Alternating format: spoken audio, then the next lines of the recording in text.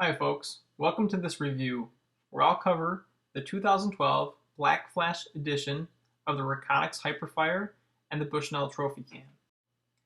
The purpose of this review is to determine which camera is more covert.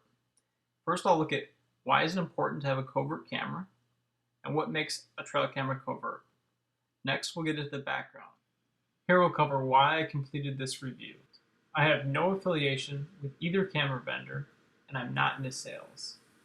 For the review, we'll look at the features of both cameras, what's in the box, a review of each camera's covertness, including a look at the physical size and the look of the camera, the blackout flash, and camera sounds. Then we'll do a quick test to look at clarity of images. Is 8 megapixels really better than 3.1 megapixels?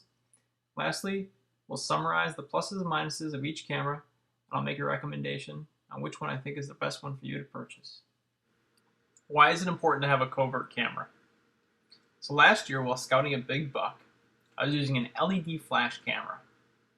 And on the first picture, I got the buck looking directly at the camera. In the second picture, I got the buck walking away, never to be seen again. This led me to wonder what makes a trail camera covert. I settled on these 5 attributes: the size of the camera, camouflage, the flash, any sounds the camera makes, and the location.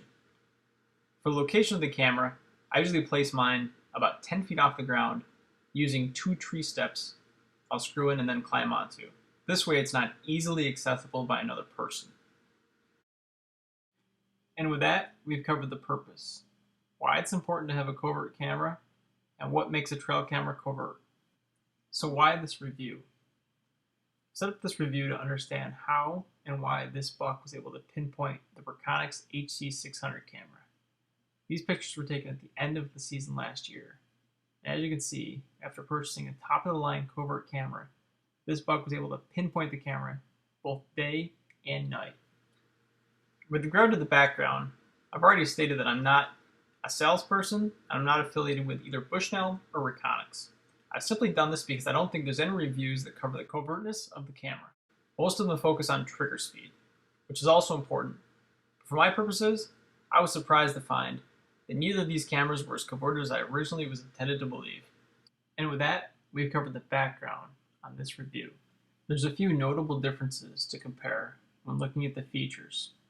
First, the MSRP for the Reconyx is almost $550, while the Bushnell is less than half of that at $250. The Reconyx carries a 1-year warranty while the Bushnell carries a 2-year warranty. The image resolution on the Reconyx is 3.1 megapixels, while the Bushnell has options to do 3, 5, and 8 megapixel. There's no video on the Reconyx, but there is on the Bushnell. The trigger speed on the Reconyx is 0.2 seconds, while the Bushnell is 3 times that at 0.6 seconds. Another notable feature here is that the Reconyx has security in the form of code lock passcode protection, while the Bushnell does not. The contents in the package for the Reconyx include a sticker, Buckview CD-ROM, the HC600 camera, a manual, and a bungee cord. The contents for the Bushnell include a USB cable, a strap, buck score download information, the manual, and the HD Max camera. The first obvious difference between the cameras is a lack of camouflage on the Bushnell. For $369, Home Depot sells Realtree hardwoods duct tape, which can quickly take care of the problem with camouflage. After about an hour of careful cutting, the Bushnell was complete. And for the purposes of this review, I would now consider these cameras comparable. The blackout flash. First, we can start by looking at the electromagnetic spectrum. I will notice that the infrared region borders that of the red visible light. What each camera has done is drastically reduce the presence of visible red light, but in reality, not completely remove it. The following video uses a highly sensitive CMOS sensor, or in other words, my digital camera. Although this isn't visible with the naked eye, it's easy to see just how sensitive the Reconyx is. After letting your night vision adjust, it is possible to see both of these cameras in the dark.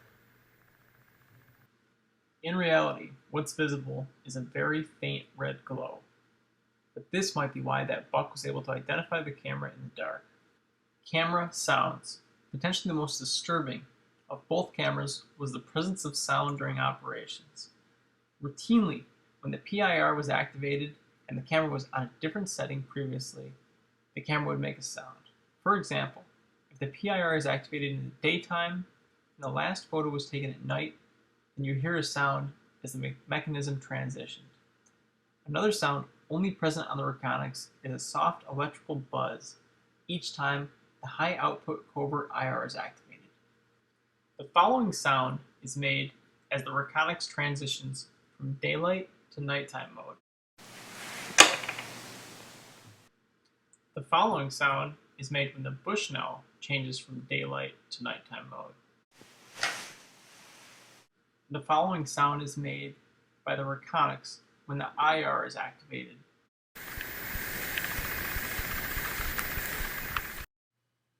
Picture clarity. Testing was performed at both real and simulated distances, starting with a distance of 7 feet, 14 feet, and 21 feet with real antlers, then using a magazine image of a buck with a spread measuring 2 inches on the page, estimated to be 24 inches in real life. The math becomes simple. 5 feet equals 60 feet, and 10 feet equals 120 feet. Here's the picture clarity at 7 feet, at 14 feet, at 21 feet, at simulated 60 feet, and a simulated 120 feet. It's easy to see that in each of these comparisons, the Bushnell provides a crisper picture. And that brings us to the conclusion of the review, where we've covered the features of both cameras, what's in the box, review of each camera's covertness, looking at the physical size, the blackout flash, and the camera sounds, and lastly looking at the image's clarity. Okay, to summarize the pluses and minuses, the Reconyx is made in the USA and built tough. It's got the ultra-fast trigger speed, and in my experience I've had virtually 0 images without a subject in it. It also has nice security features, which include the use of both a Python lock and code lock. The Bushnell is half the cost though. It has video with audio, clear 8 megapixel images, and a long 2-year warranty. The Reconyx minus is that it has a 1-year warranty, no video, and it's slightly noisier. Minuses for the Bushnell, so the slower trigger speed, can only take a max of a 3-image burst. The cost of the increased clarity results in a file that's 3 times larger than the Reconyx. So if you're limited on file space, or you think you'll have long transfers of data, this is a disadvantage. It also has a flimsy security attachment. It beeps during the setup when you're actually using it in the field, and you may have to use the warranty. With that, we've summarized the pluses and the minuses of each camera. Now we'll move on to the recommendation on which camera is right for you. In the end, it's up to you. But if you're set on having an American-made product, and you plan to have the camera out all the time, I'd recommend the Reconyx. It's taken well over 100,000 pictures for me. However, if you're hunting a high-traffic public area, I wouldn't use it, for fear of it being either stolen or vandalized. If you want a camera that's slightly more covert than the Reconyx because of a sensitive buck, then the Bushnell HD Trophy Max is the one. For that matter, you could even buy 2 of these for the price of 1 Reconyx. And with that, we're able to complete this review.